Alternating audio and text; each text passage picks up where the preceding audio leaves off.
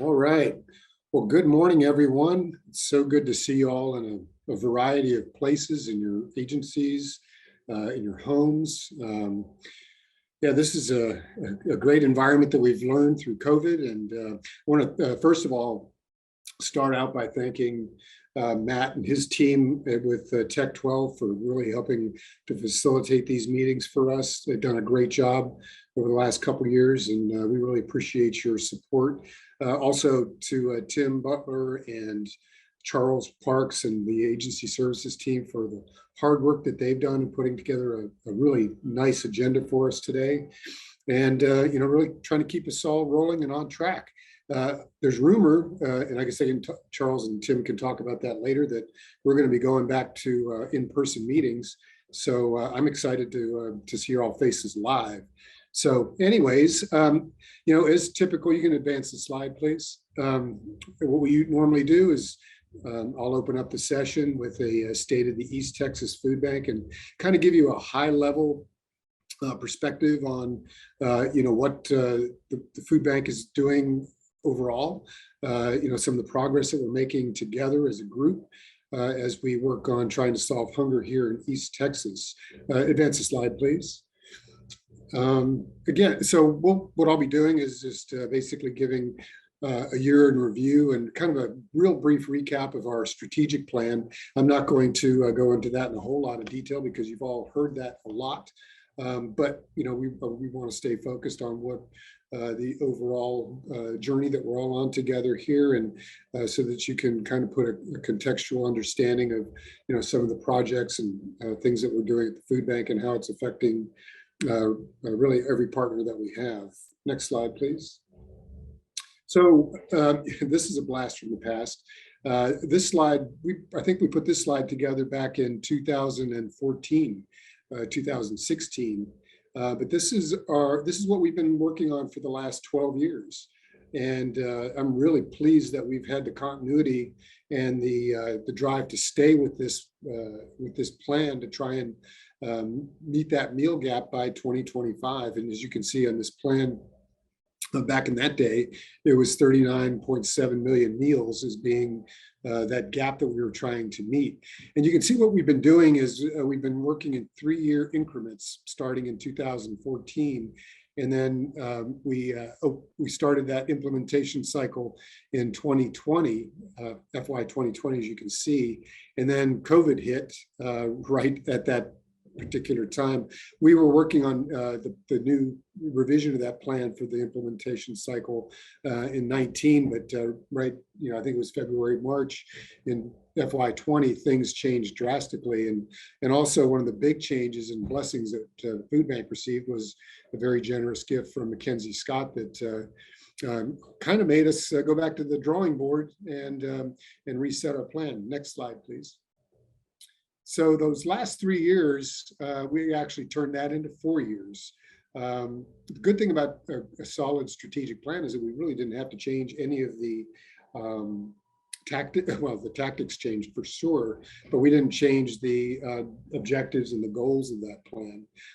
But what Ms. Scott's funding and also other generous donations and grants that we were able to receive during that period enable us to do is to really accelerate and make for real the ability that we have to make that goal happen by 2025.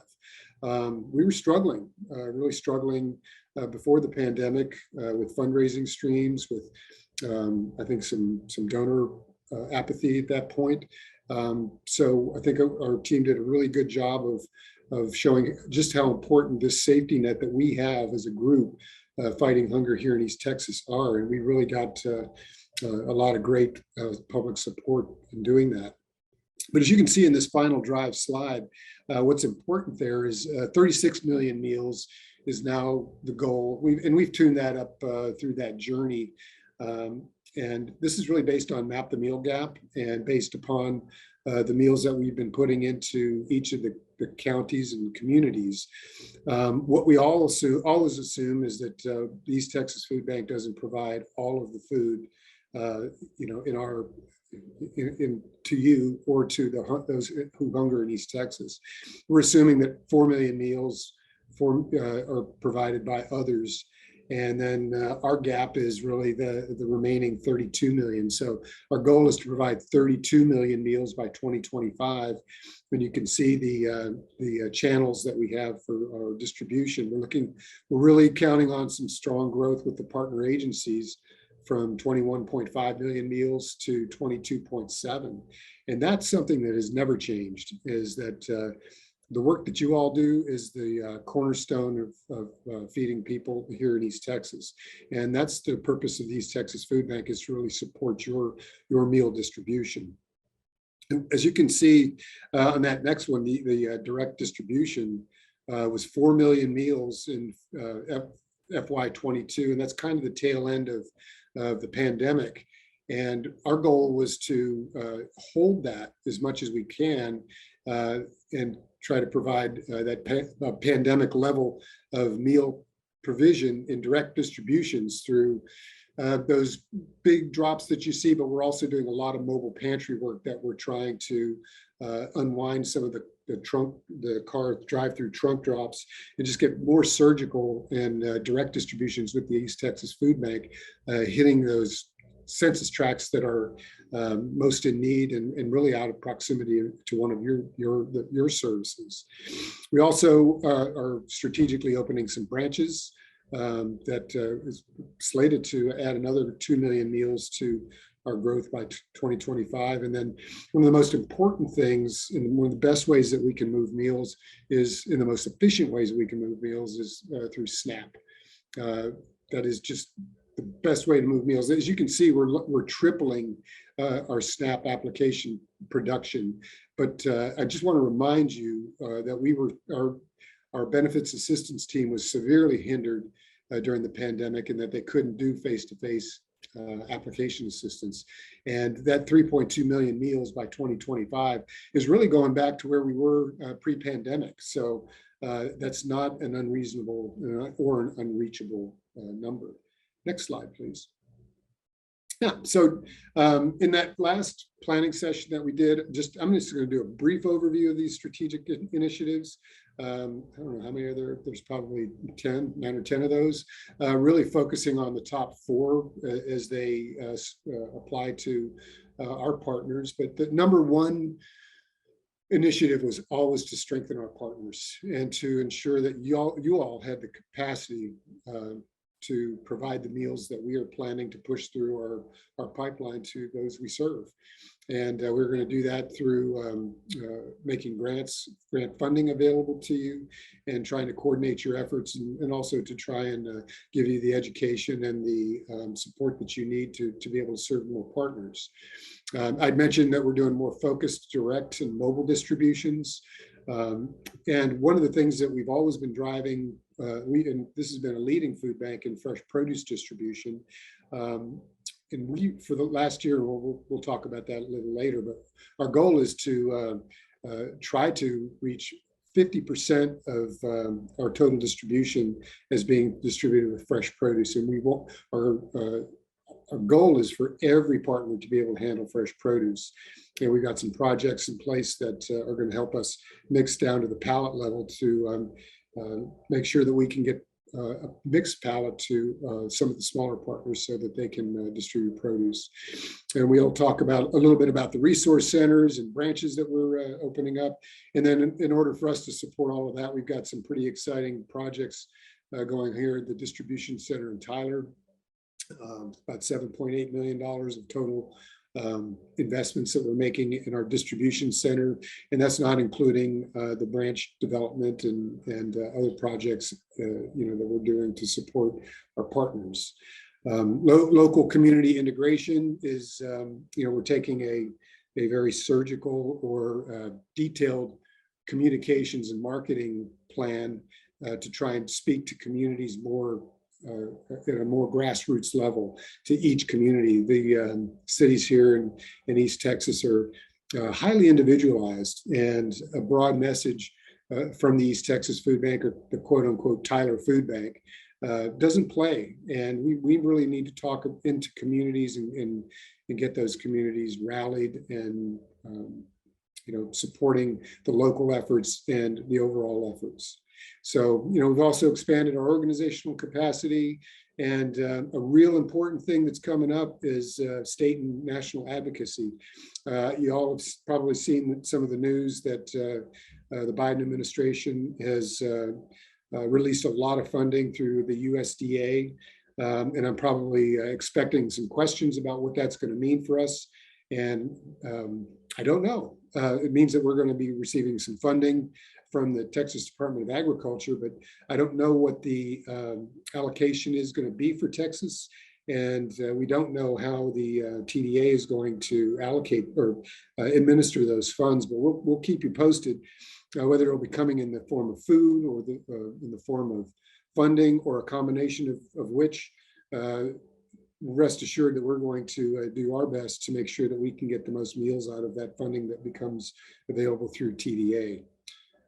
So one of the things that's coming up, everybody knows, is our, and though I noticed on the agenda here today, we don't have a legislation or an advocacy session, but your work is going to be critical for the success that we are going to be working with Feeding Texas. And Feeding Texas has a pretty complex and a pretty robust legislative agenda. But I want to tell you that the most important thing, in my opinion, on that agenda is the surplus ag grant that we've enjoyed for many, many years. We're going to be doubling down and asking the state Congress to provide $20 million worth of agricultural funding to help us rescue some of that ugly fruits and vegetables that we've been really using to power our agencies. That's really critical for the East Texas Food Bank because it's a driving factor behind distributing more fresh produce through the partners and also through those focused direct and mobile distributions. Next slide, please. Okay, so I'll just a couple highlights on what we've done this year in strengthening our partners. That was, again, the number one initiative of our plan. And last year, we provided over almost $600,000 of capital money for infrastructure and capacity building projects, and distributed over $32 million to the Agency Institute participants, as incentives to go through those programs. We're going to continue the Agency Institute, and we're going to really decentralize that into some of those branch operations so that it alleviates your need to travel here to Tyler, and also will help. I hope that it will help regionalize and localize the work that you could do with that Agency Institute. We've got a budget next year of over $1 million to continue the investments into our partner agencies. And Tim tells me that we had a record number of partners that applied for funding from the East Texas Food Bank. And that's really, really good news. We'll continue working with Tim and Charles and his team on making sure that you can ask for the projects that we can fund and that will really help us build capacity. And they'll coach you along because we want you to be successful. Next slide, please. Okay. We've also continued the retail store support in the program. That's become a cornerstone of food sourcing for us, and you all have been doing a great job in picking up from those grocery stores. And Anita has been doing an amazing job of coordinating your efforts and working with the stores, and also with Feeding America and the donors, the corporate donors, Walmart, Dollar General, and HEB, and those. They really rely on us to report back to them on the donations that they are giving at the store level. We have to consolidate all that information. And really that's become almost 25 to 30% of the distribution that we've been able to do. And your efforts have been making that very, very important. We provided about $94,000 in equipment to help you with that. And we'll continue to support you in all those ways, because this is a program that's going to be very important as we move forward. And we want to make sure that we have the best relationships and we're doing the best jobs to support our retail partners. Next slide, please. Okay, resource centers. What these are branches again. We think we've talked about this in the past, but we launched the Deep East Texas Resource Center in Lufkin last year very successfully, and it's almost distributing 1 million meals all by itself. It's become, I think, the second largest distribution partner, if we call it a partner, in the network now, in our network here in East Texas. It's been well received by our peer food banks, and the TLL Temple Foundation, who helped us launch that and funded it, is very, very pleased with it, and are also encouraging other food banks that are neighboring us that they have counties in, like the Houston Food Bank, the Southeast Texas Food Bank in Beaumont, are also going to be working on launching prototypes like that. The Longview Resource Center is a very important project for us also. We've just purchased some land in South Longview. It was a former Southland Feed and Supply store, and that was less than a month ago. So we were in the process of really working on a plan that will renovate that facility to bring it to a full resource center with a pantry, walk-in cooler, so we can hold at least a couple truckloads of fresh produce to help distribute to you locally, and also provide all those wraparound services and give our partners support there. We're also breaking ground here in early October on the Tyler Resource Center, or Smith County Resource Center. That's going to be right next to our administrative offices at the distribution center. And that's going to be just like the rest of those resource centers. It'll have a pantry with wraparound services, and it'll have the biggest storeroom in our network because it'll be right next to us. And I expect that to be open by next summer.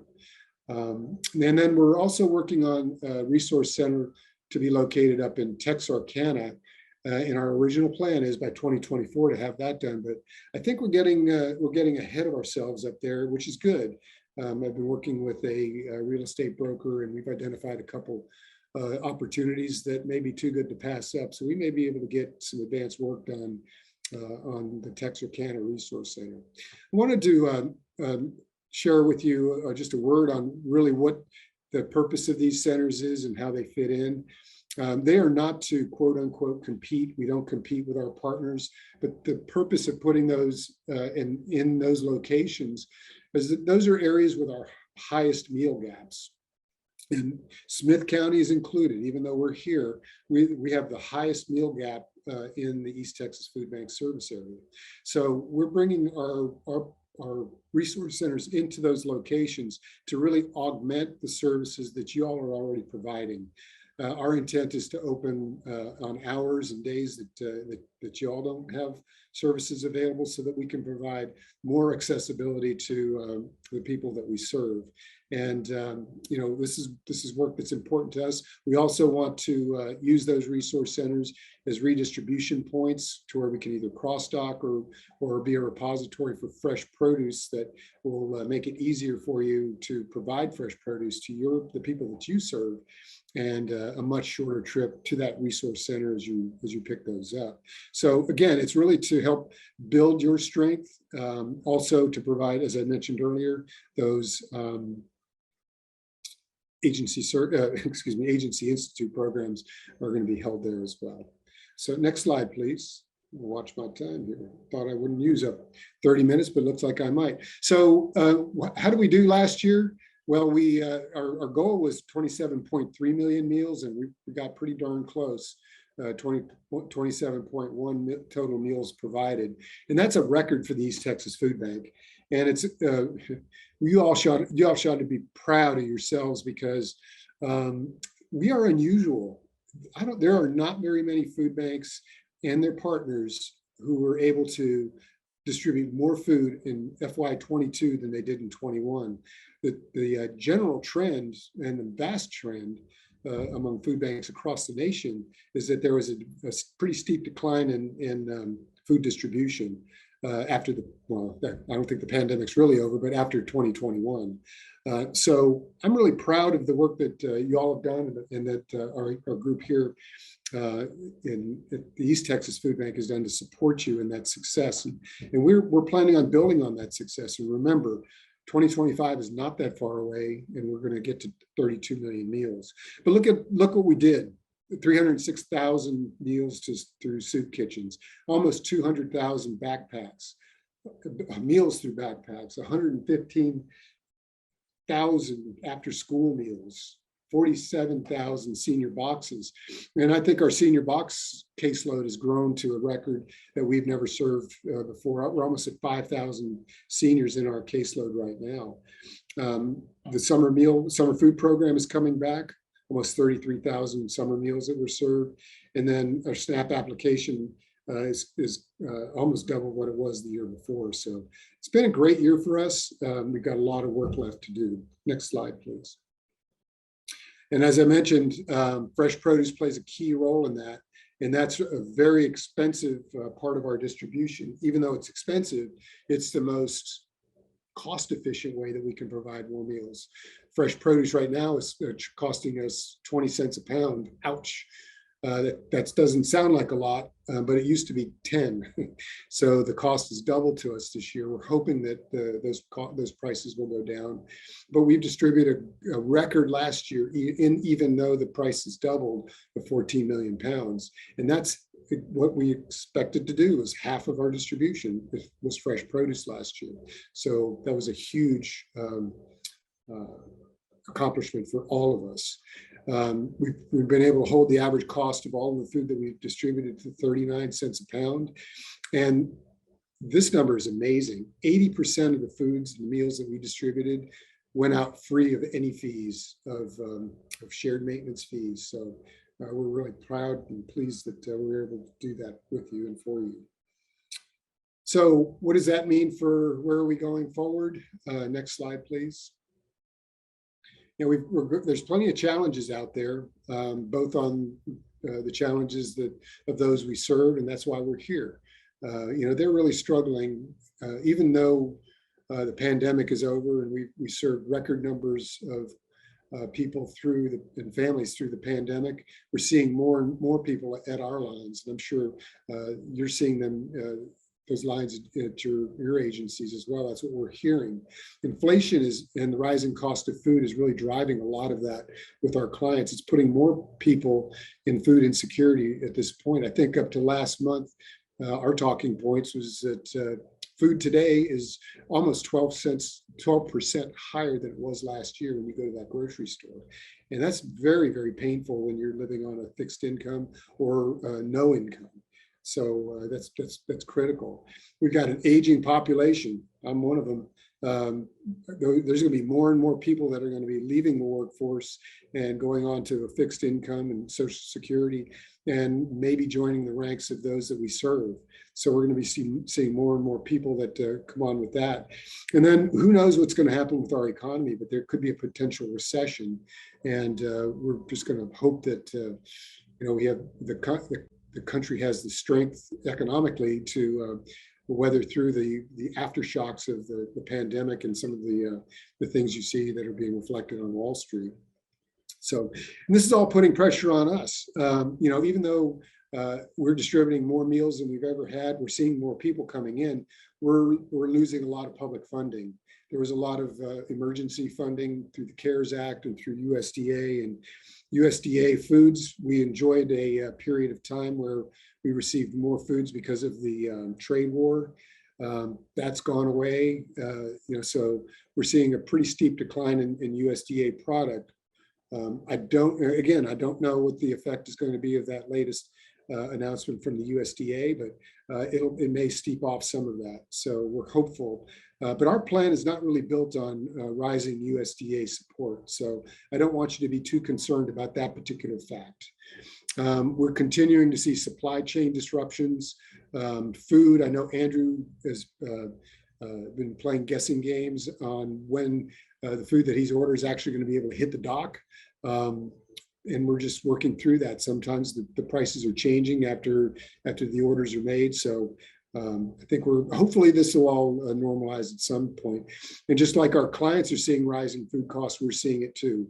And when food costs rise and you only have so many dollars in your budget, we have a budget too. It usually comes out in the form of less meals, and we don't want that to happen. So we're going to be very, very diligent in trying to make sure that we can stretch our dollars in every way that we can. So we talked about USDA, and we all are going to be struggling with a aging volunteer base.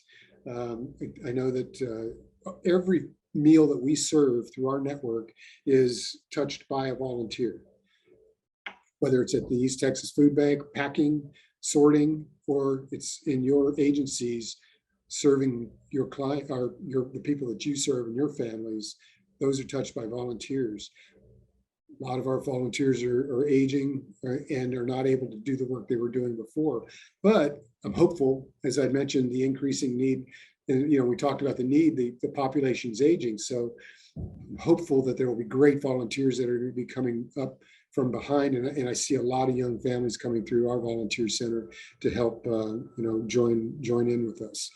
And you can see, I gave a little a chart there, what we're using in our advocacy efforts to try to convey to the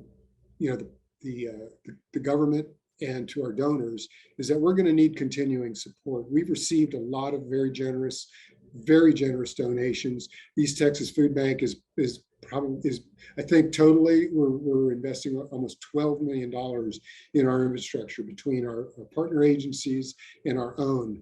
And the only way that we're going to have continued success when we meet that 32 million meal goal is that we're not going to slow down. We're going to have to stay with that output so that we can continue to meet the ongoing needs of those in our community.